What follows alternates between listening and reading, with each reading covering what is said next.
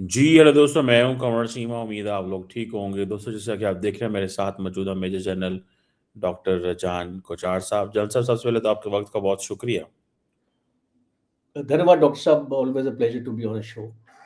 Thank you sir. General साहब, ये बताएं कि बांग्लादेश भारत से खफा है, और वो खफा ये है कि वो कहते हैं कि 1971 में, मैं अगले दिन एक रिपोर्ट देख रहा था, जो कि रिपोर्ट जो बेसिकली इंडिया की ही एक पार्लियामेंट्री कमेटी जो है, आई थिंक उसने जारी की।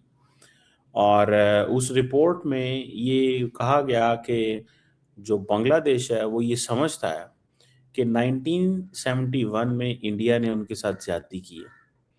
और जिसमें इम्पोर्टेंट चीज़ ये है कि जो एक पूरा मुल्क बनाने में सारा कुछ किरदार अदा किया गया, चीज़ें की गई। और अभी एक नया लड़का जो उस्मान हादी, जिसका वो हो रहा था कि वो उसके पीछे भी वो कहते हैं जी इंडिया का हाथ है। मतलब क्या, why India wants to have a dominance over Bangladesh, और व्हाई इंडिया वांट्स कि बांग्लादेश में वो होना चाहिए जो इंडिया चाहता है। इसमें जल साहब क्या कहेंगे, क्योंकि ये पाकिस्तान नहीं कह रहा, ये कोई और मुल्क नहीं कह रहा, ये बंगाली बांग्लादेश के लोग कह रहे हैं। तो how worried is India and how worried is the Indian system कि ये सब कुछ जो है वो एकदम जो चेंज हुआ है। देखिए चीमा साहब, बांग्लादेश को अगर आप अंडरस्टैंड इसको करना चाहेंगे तो एक इम्पार्शियल प्रिज्म से आपको इसको सोचना है, इसको कंपार्टमेंटलाइज नहीं करना है कि भारत डोमिनेट करना इसको चाहता है। भारत क्यों डोमिनेट करना चाहेगा बांग्लादेश को? अब शेख हसीना 15 साल से बांग्लादेश में थी, और शेख हसीना के टाइम भी बांग्लादेश चाइना के काफ़ी करीब था, और जिस टाइप के रिलेशंस चाइना के साथ शेख हसीना ने बैलेंस किए थे भारत के साथ भी। और भारत का कंसर्न क्या है? देखिए, मैं पोस्टेड रहा हूँ वहाँ बांग्लादेश बॉर्डर पे, मैंने वहाँ सिचुएशन देखी है। भारत का कंसर्न ये है कि हम अपनी बॉर्डर मैनेजमेंट बांग्लादेश के साथ बेहतर करें, बिकॉज़ आप जानते हैं कि आज भी भारत में तकरीबन 20 मिलियन बांग्लादेशी रहते हैं। जो ऑफिशियल फिगर है it's around 4 to 5 million, but जो अनऑफिशियली है वो 20 मिलियन बांग्लादेशी भारत में आए हुए हैं। रोहिंग्यास का आप जानते हैं कि एक मेजर आपका इन्फ्लुक्स आपका असम में आया था, वेस्ट बंगाल, ये जो सारे एरियाज डोमिनेटेड हैं। और आप बांग्लादेश और एक जियो स्ट्रेटेजिकली अगर आप इसको देखें तो Bangladesh is surrounded on 3 sides by India, from the northern side, from the eastern and the western side.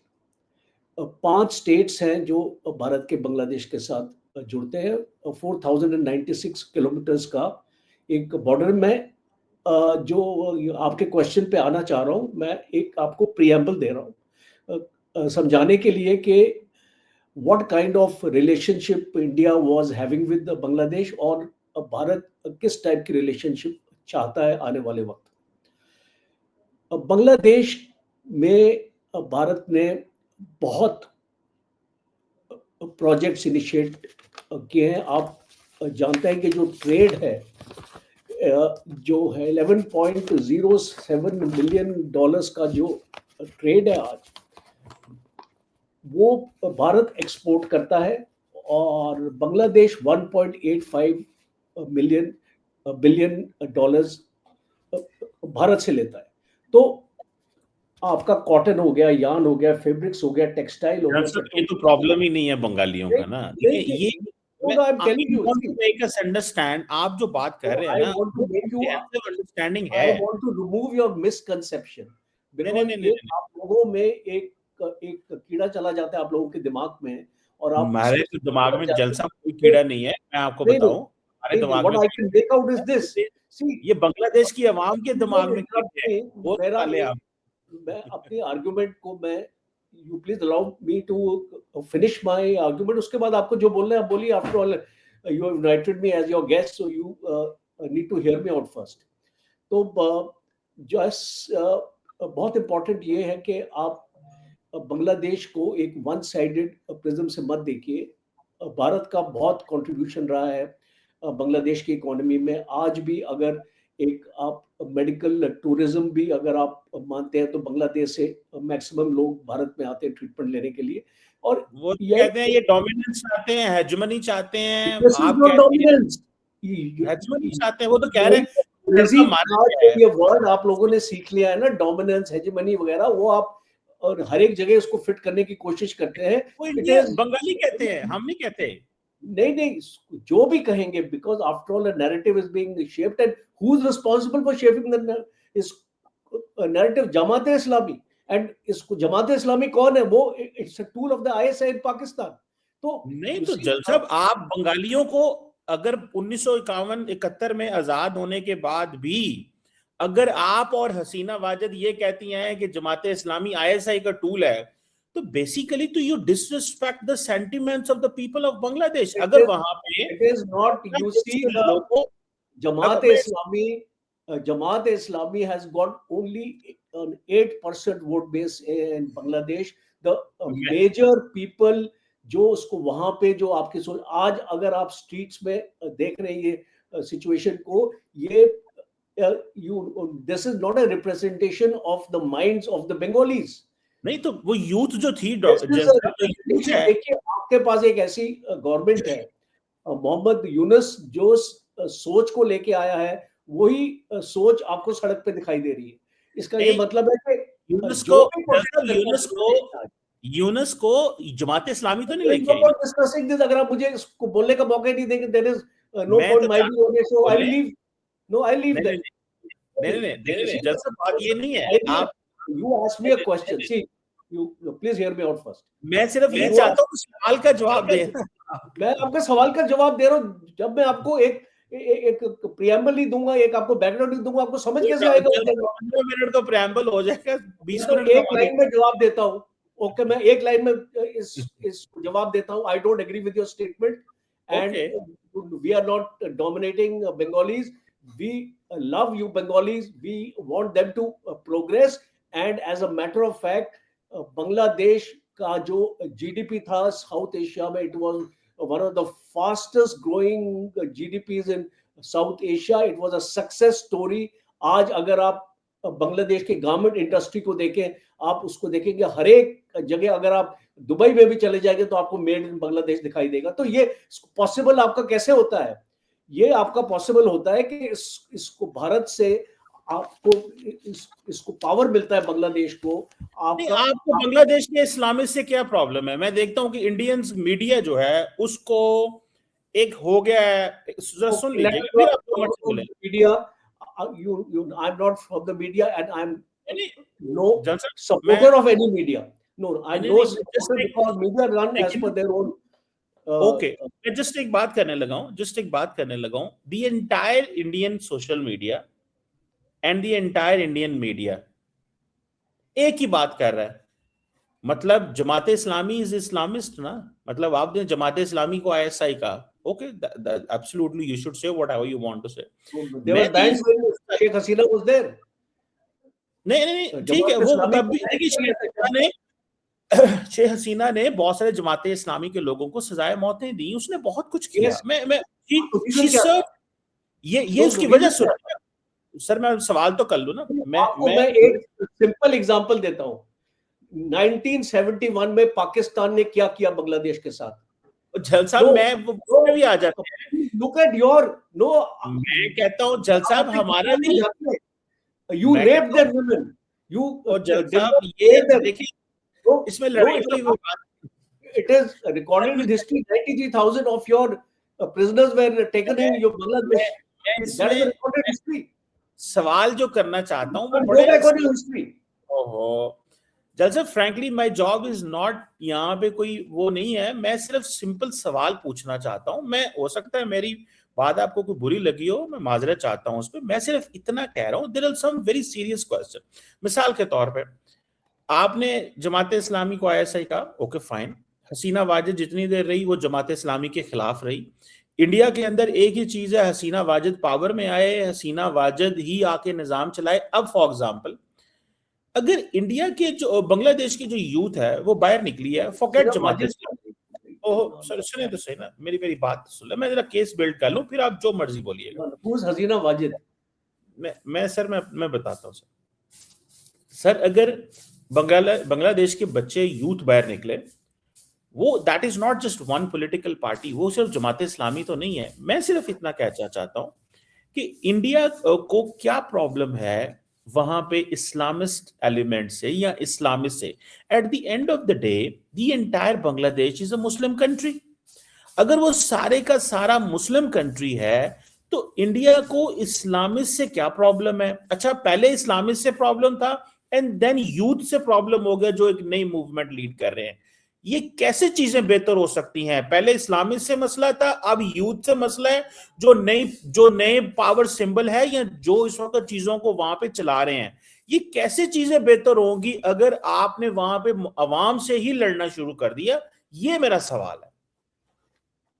Okay, मैं जवाब दूं? I hope you will not interrupt me. I will not interrupt. Okay, now simple as that, we have got nothing against Islamists because is Muslim भी Bangladesh is a Muslim country.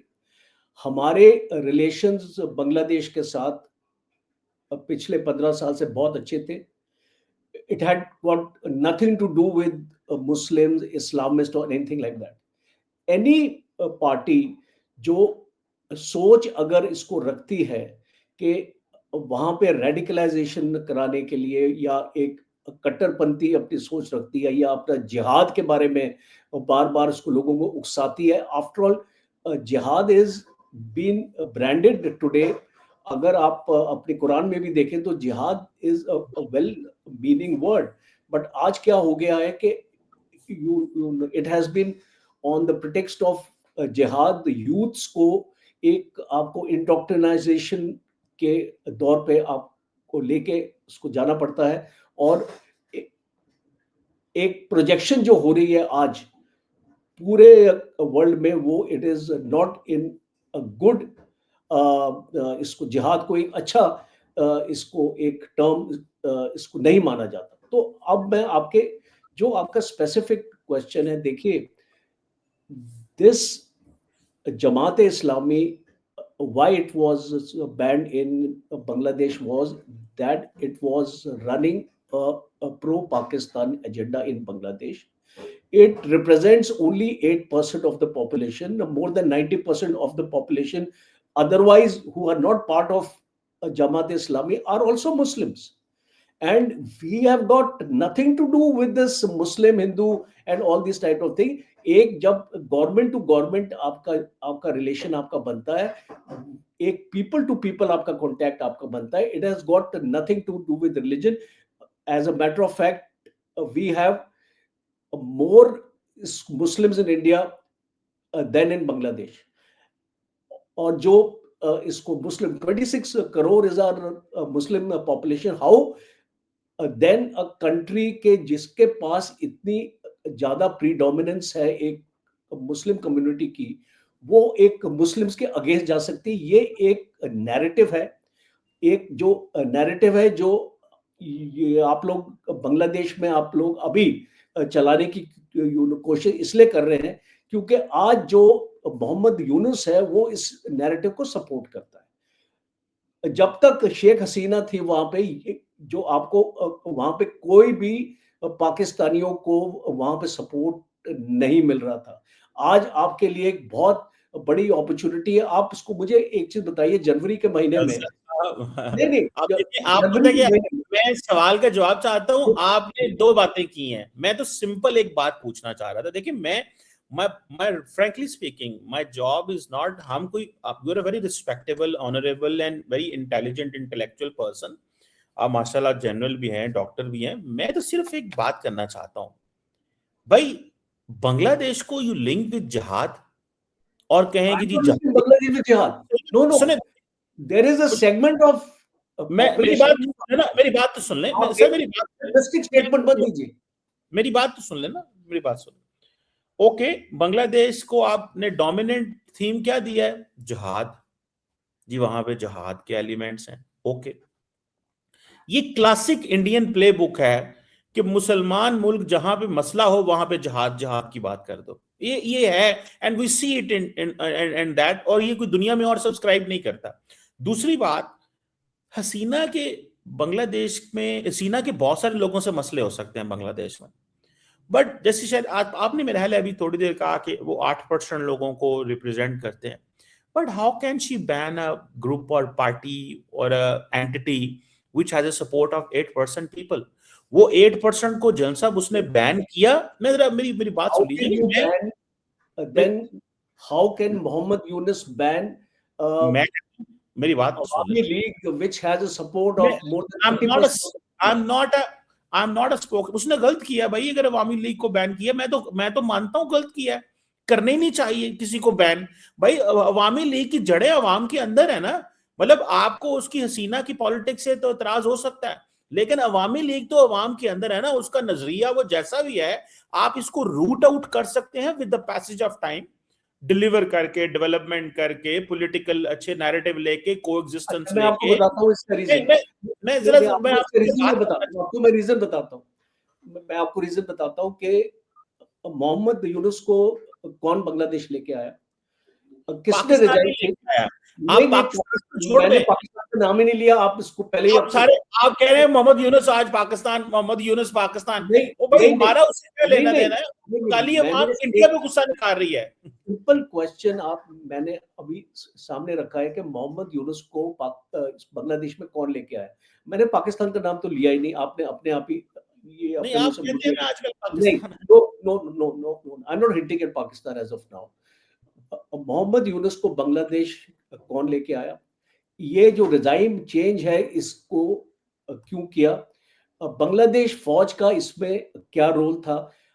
I want you to please do a research on this and please try to analyze this whole thing, that how the turn of events आज बांग्लादेश में हो रहे हैं. दूसरी important है कि अगर शेख हसीना ने एक स्टेटमेंट दिया है, there was a white man who came to me, एक पर्टिकुलर आइलैंड वो लोग अपनी जमीन इसको चाहते थे, मैंने उनको मना किया. तो ये एक एक्स प्राइम मिनिस्टर बांग्लादेश की स्टेटमेंट है, उसको भी आपको तवज्जो देना चाहिए. दूसरा इंपॉर्टेंट एस्पेक्ट है कि आज अगर आपकी अवामी लीग को बैन किया जा रहा है, क्यों बैन किया जा रहा है, इसको आप इसको समझिए please. Because Mohammad Yunus knows that if this election is going to be held, अगर ये अवामी लीग को बैन नहीं करेगा, there is a very little chance of any other party coming into power in a very big majority. आज हो सकता है कि अवामी लीग को उस टाइप की मेजोरिटी ना मिले जो शेख हसीना के टाइम थी, बट आज भी जो सपोर्ट अवामी लीग का है बांग्लादेश में, because I keep on talking to Bangladeshi journalist also, मेरे साथ प्रोग्राम्स में आते हैं इंडियन चैनल्स पे, तो सेंटिमेंट्स उसको वहां से भी हमको उसको मिलते हैं. जानकारी बांग्लादेश फौज के ऑफिसर्स ने मेरे साथ, मैंने उनको ट्रेन किया है अपने इंडियन आर्मी के कोर्सेज पे, तो कुछ ऑफिसर्स के साथ मैं टच में रहता हूं. तो ground reality is, let us first try to analyse the issue. We are not here to say that Pakistan, China, India, USA, you see, all these are players. There is no doubt that all of them are players in Bangladesh today, and all of them have got stakes in Bangladesh today. तो अब situation ये है कि भारत जब तक शेख हसीना थी, आप जानते हैं 2009 से, और जब तक शेख हसीना थी, she did not allow any of the terrorist camps to come up in Bangladesh. ULFA को खत्म कर दिया, और जितने भी और दूसरी टेररिस्ट कैंप्स थे उसको वहां पे पनपने नहीं दिए. Today in 18 months, let me tell you कि उसको वहां पे क्या क्या चेंजेस आए हैं बांग्लादेश में. पहला चेंज आया है कि आपने एक पॉपुलर पार्टी को आपने बैन कर दिया. इसका मतलब आप चाहते हैं कि आपका जो इलेक्शन है वो आपका वन साइडेड हो। अगर कोई पार्टी नहीं, आज अगर आप बांग्लादेश की हिस्ट्री में देखें, इट इज़ आइदर बीएनपी और it is Awami league. Third party है ही नहीं बांग्लादेश में। दो दो मेजर पार्टीज ही हमेशा आप पावर में आई। आप स्टूडेंट्स की मूवमेंट को मूवमेंट ही नहीं समझते, यानी कि ये कुछ बिल- भी नहीं है। और जमात बिल- इस्लामी जो 5% हो, 2% हो, 8% हो, देखिए, देखिए मेरी बात सुनिए जलसा, मैं आपको शेख थोड़ा सा, हसीना ने कुछ गलतियां करी। सी आई एम मैं नॉट आपको जलसा में एक बात बताऊं, एक just I am as not a, defending her, you see I am not defending her actions at all. नहीं, शेख वो मैं बताता हूँ क्या हुआ है। जैसे आपने कहा ना कि एक व्हाइट मैन हसीना आइलैंड वाली बात, हसीना को तो नैरेटिव बनाना ही नहीं आता जो पाकिस्तान में इमरान खान बनाता है। इमरान खान ने, जल साहब आपको इंटरेस्टिंग बात बताऊं, उसने जब उसकी उसके पास वो वोट ऑफ नो कॉन्फिडेंस खत्म हो गया, वो नहीं जीत सका, वो जब उसके पास नंबर पूरे नहीं थे, स्टैब्लिशमेंट पीछे हट गई, जो सिचुएशन है ऑन ग्राउंड थी, आपको इंटरेस्टिंग बात बताऊं, उसने सारा मुद्दा अमेरिका पे डाल दिया। उसने कहा जी वहां से आया है साइफर, मुझे निकाल दिया जाए। हसीना ने तो छोटी सी आइलैंड और एक बंदे की, व्हाइट मैन की बात की, और उसने वो सारी थेरी बनानी शुरू कर दी। पाकिस्तान के अंदर तो 25 करोड़ अवाम, बीच में से 24 करोड़ एंटी अमेरिका हो गए, और अगर जी हमारी हुकूमत गिरा दी इसने। हालांकि he lost the support of his political partners, he lost the support of the establishment, और उसने कहा जी कि मुझे तो अमेरिका निकाल रहा है। तो ये जो डेवलपिंग कंट्रीज हैं, हमारे भी, आपका भी, इंडिया भी, आज मुझे देख ले, इंडिया के अंदर बांग्लादेश के हवाले से मेजॉरिटी सेंटिमेंट्स क्या है, सीआईए ने किया, अमेरिकन ने कराया, और मैं I know so many facts on this.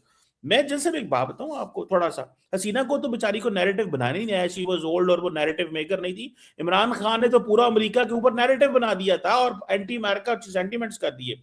चल साहब एक बात बताएं, इंडिया की क्या फिक्सेशन है टेरर कैंप से? हमारा ये व्यू है कि इंडिया ने terrorism terrorism terrorism, Pakistan terrorism, Bangladesh terrorism, Kashmir terrorism इतना ज्यादा किया है। और आपको ये पता चला 9/11 के बाद कि भाई हर वो चीज जो मुसलमान है, टेररिज्म है, एक्सट्रीमिज्म है, मीडिया पे लिंक कर दो, और ये सारा इस्लामोफोबिक कंटेंट जनरेट करो, एम्पलीफाई करो, और एक अस वर्सेस देम, ये तकसीम, identity, in in in and out, ये चीजें जो है वो क्रिएट कर दो, ताकि आपका वो एक जो है ना एनिमी क्रिएट रहता है। जल साहब दूसरी बात आपने बड़ी इंटरेस्टिंग की, बड़ी एक्सपोर्ट है $11 अरब की, पता नहीं कितने कुछ आप बोल रहे थे, but there is one word in Bangladesh कि बांग्लादेश से निकल जाए और बांग्लादेश की सियासत में मुदाखलत ना करें। इट मीन्स द पीपल और यंग पीपल जो वहां पे हैं, वो आपकी एक्सपोर्ट से मुतासर नहीं है। हो सकता है उनको चाहिए तो उनको एक्सपोर्ट, इसमें तो कोई शक नहीं है। India is a big country, India can trade, India has a huge capacity, India is absorbing so many Bengalis, India can make lives India can improve lives of the millions of Bengalis, इसमें तो कोई शक नहीं है। But वो आपकी trade से ज्यादा आपको कहते हैं यहां से निकल जाओ। तो ये दो बातें कि आप वहां पे कारोबार भी कर रहे हैं, लेकिन वो कह रहे हैं निकल जाओ। और दूसरी बात, why India has fixated itself on terror camps, Kashmir, Bangladesh, Pakistan, तीनों जगह पे मुसलमान है और तीनों जगह पे टेरर कैंप्स हैं। डू यू थिंक कि आप वेस्ट को तो ये बाय करवाना चाहते हैं, वो बाय नहीं कर रहे? So this agenda has left only at home, घर में रह गए, और अवाम को इसके ऊपर खिलाया जा रहा है। ये भी एक सोच है, इसमें क्या कहेंगे जान साहब? देखिए, जो आदमी एक विक्टिम होता है या एक टेरर स्ट्राइक जिस कंट्री में होती है, वो कंसर्न्ड होता है टेररिज्म के बारे में। अगर आपके देश में उरी होता है, पठानकोट होता है, पुलवामा होता है, पहलगाम होता है, इस तरीके, इसको मुंबई होता था, आपका पार्लियामेंट अटैक हुआ, आप उसको भूल गए बताना, जब हम उसमें पूरी फौज ने मोबिलाइज किया था, ऑपरेशन पराक्रम 2001 की बात है। तो जब ये सारी चीज़ें एक देश के साथ होती हैं और देश उसको झेलता है कि उसको एक एक विक्टिम एक्चुअली बनाया जा रहा है। आपका ब्लास्ट होते हैं इंडिया के अंदर डिफरेंट डिफरेंट एरियाज में। तो जब ये चीज़ को हम एनालाइज करते हैं तो आपका फोकस टेररिज्म पर जाएगा। दूसरा इम्पोर्टेंट है कि जब एक नेबरिंग कंट्री को आप देखते हैं, और मैं पाकिस्तान का ज़िक्र कर रहा हूँ यहाँ पे। जब आप एक नेबरिंग कंट्री को देखते हैं कि जब ये जो टेररिस्ट ऑर्गेनाइज़ेशंस हैं, लश्कर-ए-तौयबा, जैश-ए-मोहम्मद जैसे करके आपकी हिज़्बुल मुजाहिदीन, ये टेररिस्ट ऑर्गेनाइज़ेशंस को जब आप एक लेजिटिमेसी देते हैं और आप इनको अपना एक प्रोटेक्शन देते हैं, और इसको यहाँ पे ओसामा बिन लादेन भी मैं आपको एग्जांपल इसको दे सकता हूँ कि उसको भी आपने रखा, और वो एक इंटरनेशनल अपना टेररिस्ट था। अमेरिका ने उसको पाकिस्तान के अंदर ही आके मारा, और एक मिलिट्री इसको एरिया के इसको साथ रह रहा था वो, इसका मतलब उसको प्रोटेक्शन थी उस जगह की। तो जब ये जो चीज़ें सामने आती हैं, तो कोई भी देश अगर आज आज पाकिस्तान में आप टेररिज्म बोल रहे हो, बिकॉज़ आज पाकिस्तान भी आज जिस साँप को आपने दूध पिलाया था, अब वो आप ही को डस रहा है। आज तालिबान का आपके साथ जो शिकार हो रहे हैं, वो आप तहरीके तालिबान वो सांप तो पाकिस्तान आजकल आपके पास है फिर रोज नहीं, जो भी पहुंचोगे। है, तहरीके तालिबान पाकिस्तान ने जैसे आपको डसा है अभी, बिकॉज़ आपने उसको पाला है। तो नहीं तो वो तालिबान के सारे सांप तो जलते हुए आपके पास है Don't आजकल। wash your hands off terrorism. नहीं, We, उसको तो we अमेरिकन ने can क्रिएट talk. किया था, सऊदीज ने। We can talk till cows come home, and I can prove to you that Pakistan is the epicenter of terrorism. And जो जब ये आपकी आजकल आपने जब ये जुमले एब्जॉर्ब करना शुरू किए ना इंडियन प्रेस ने, आपने बहुत लेट एब्जॉर्ब किए हैं। अब वेस्ट में ये कहानी कोई नहीं सुनता, वो पॉलिटिकल पर्पसेस के लिए बहुत सारी चीजें कर रहे होते हैं, आप कर रहे देखिए, होते हैं आप पर्सनल वो पर्पसेस के मैं लिए। अगर आपको मैं एक आपको रियलिज्म में ले जाऊं, तो ये आज अमेरिका आपके साथ क्यों आ रहा है? पहले भी बताएं, एक टाइम पे अमेरिका आपके साथ आया था, बताएं। छोड़ दिया था। अब इसको अमेरिका ने आपको एक टाइम पे छोड़ दिया था, फिर आपके पास क्यों आ रहा है? There are some geopolitical compulsions which the Americans are feeling कि भाई पाकिस्तान के साथ हमको एक दोस्ती का हाथ हमको बढ़ाना चाहिए। इसलिए आप देख लीजिए डोनाल्ड ट्रंप जो उसको इस तरीके की चीजें कर रहा है। तो आपको समझना चाहिए कि इन जियोपॉलिटिक्स, और specially if you study America, America is nobody's friend. 20 साल अगर इसको भारत के साथ एक्चुअली अमेरिका इसको रहा है, तो इसको अमेरिका ने हमको क्या इसको टेक्नोलॉजी दी है कभी भी? अमेरिका बोलता है कि हमसे खरीदो, और आपको भी टेक्नोलॉजी अमेरिका कभी नहीं देगा। ये आपको वेपन्स दे देगा, आपको F-16 दे देगा, आपको और आपको जो चाहिए आपको मिलेगा, but America will never give you the technology. So कोई भी अगर आपका वेल मीनिंग, अगर मैं इसको कंपेयर करूं रशिया के साथ, इसको रशिया और अमेरिका को अगर मैं दो एक्चुअली कंट्रीज को कंपेयर करूं, Russia is prepared to give you technology today, which no other country, France is also now offered us technology. So I'm just saying that we need to understand these are passing times.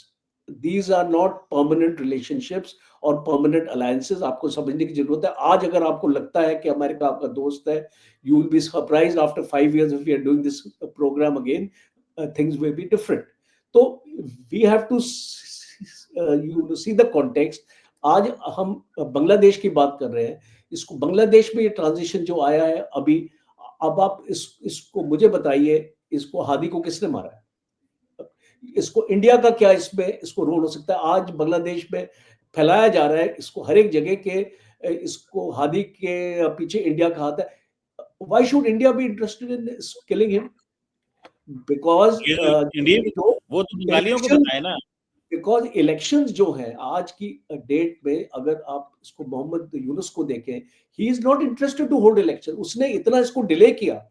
कोई भी well meaning administrator अगर आता बांग्लादेश में और उसने आप promise क्यों किया, सीना को रखने में इंटरेस्टेड हैं? आप क्यों, जब एक फ्यूजिटिव है, भागी हुई है, वहां पे नीडेड है, आप क्यों इंटरेस्टेड हैं? क्यों इंटरफेयर कर रहे who हैं has उनके declared इंटरफेयर में? her a fugitive, a puppet government, a puppet वो तो judiciary? उनकी गवर्नमेंट है ना, आपने तो कुछ फैसला नहीं ना करना। But it is not an elected government. वो लोग, जिस इंडिया दिन खुद फैसला जिस करेगा दिन कि दूसरे बांग्लादेश के उसको भी पास एक इलेक्टेड गवर्नमेंट आ जाएगी, you mind my words that जिस दिन बांग्लादेश के पास इलेक्टेड गवर्नमेंट आ जाएगी, नहीं, इस ये पे किसने फैसला करना है? अच्छा सुनिएगा, आपने बड़ा अच्छा लफ्ज बोला है कि जिस दिन इंडिया में इलेक्टेड गवर्नमेंट आ गई, फॉर एग्जांपल फरवरी में इलेक्शन हो जाते हैं, वहां पे इलेक्टेड गवर्नमेंट आ जाती है। इंडिया में नहीं, बांग्लादेश में।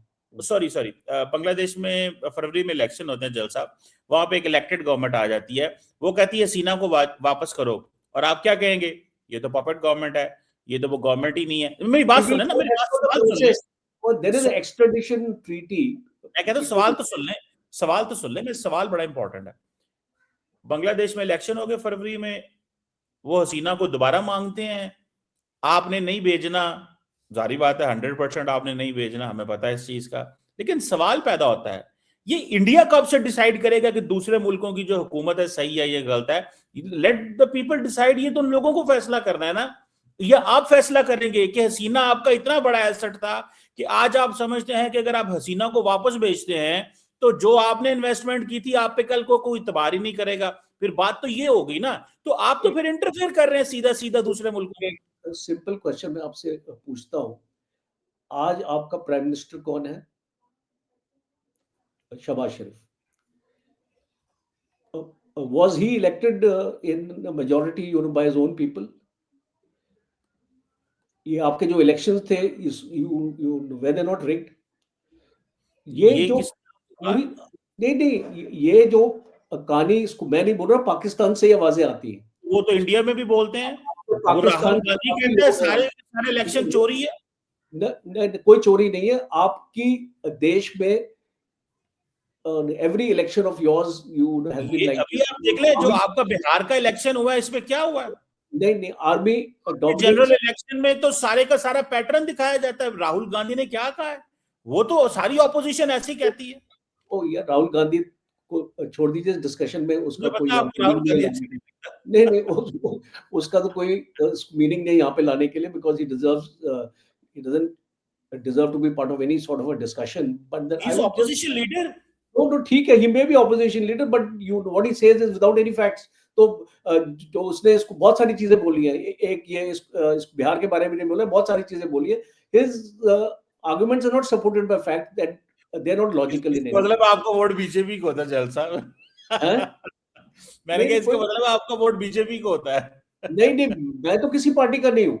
सी, I speak for what is right. I have even objected to many policies of the BJP. ऐसी बात नहीं है, अगर आप सोशल मीडिया में मेरा देख ले तो I have been very vocal on some of the policies of the government. So see, जहाँ पे जो चीज हमको सही लगती है, जिसका एक लॉजिकल एनालिसिस निकलता है, हम उसके बारे में बात करते हैं। We are not swayed by particular political affiliations. तो अगर मैं पॉलिटिकल अफिलिएशन से अगर मैं स्वेड है, तो स्वेड अगर एक्चुअली होता तो मैं बहुत साल पहले इसको बीजेपी ज्वाइन कर ली होती मैंने।